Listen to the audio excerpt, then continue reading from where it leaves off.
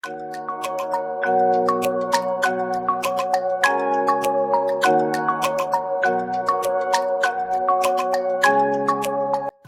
عليكم ورحمة الله وبركاته، متابعينا الأعزاء، إن شاء الله تكونوا بخير وبصحة وسلامة.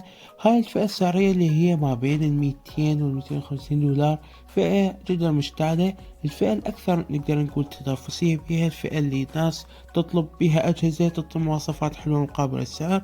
وهنا ريال محطة المقاتل، وطيتك جهاز راح يغنيك عن أي شيء وبكل النواحي راح يفيدك. فخليكم معي المقطع، إن شاء الله راح تستفادون. طبعا الجهاز هو الريلمي 10، من فترة أطلقته عالميا. الجهاز اليوم يوصل للعراق بسعر رسمي اللي هو 828 مع سعر $210. خلينا نستعرض المواصفات، خليكم وين المقطع، إن شاء الله راح تستفادون.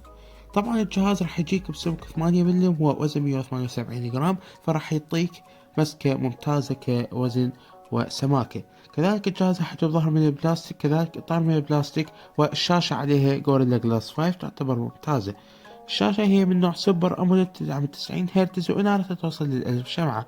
كذلك كثافة البكسلات 411 بكسل لكل إنش، الحجم 6.4 إنش، والدقة فول اتش دي بلس. تعتبر شاشة ممتازة وخط أول بهاي الفئة السعرية. كذلك عن النظام فهو الأندرويد 12 والريلمي يو اي 3. أعتقد حاليا وصل له تحديث الأندرويد 13، فالجهاز تجي تحديثات مستمرة. كذلك المعالج فهو الهيليو جي 99، معالج يعتبر خط أول بهاي الفئة السعرية، راح يعطيك في ببجي موبايل 40 فريم، والألعاب الأخرى 60 فريم بشكل طبيعي، وحتى 90 فريم في بعض الألعاب الخفيفة. معالج يعتبر ممتاز للألعاب هاي الفئة السعرية. كذلك دقة تصنيع 6 نانومتر تعتبر موفرة للبطارية، تعتبر شيء ممتاز.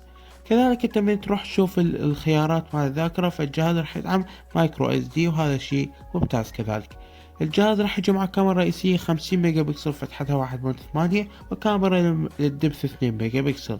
كذلك يدعم ال LED فلاش وال HDR والبانوراما، ويصور 1080 مع 30 إطار بالثانية. الكاميرا الأمامية 16 ميجا بكسل فتحتها 2.5، تدعم ال HDR والبانوراما، تصل مقاطع 1080 مع 30 إطار بالثانية. الجهاز راح يدعم منفذ 3.5 ملم للسماعات اللي افتقدناه خلال هاي المدة من الأجهزة. كذلك الجهاز راح يجي مع البلوتوث 5.3 الأحدث، والجهاز راح يدعم ال NFC، وكذلك البصمة راح تكون مدمجة مع زر الطاقة، سريعة وممتازة الاستجابة. كذلك البطارية راح تجي بحجم 5000 ملي أمبير مع شحن سريع 33 واط. وذكرنا لكم احنا السعر مال الجهاز اللي هو $210. أنا أشوف شيء ممتاز كقيمة مقابل سعر. اعطونا رأيكم بالتعليقات، ولا تنسوا اللايك والاشتراك وتفعيل زر الجرس. نلتقي فيديو قادم.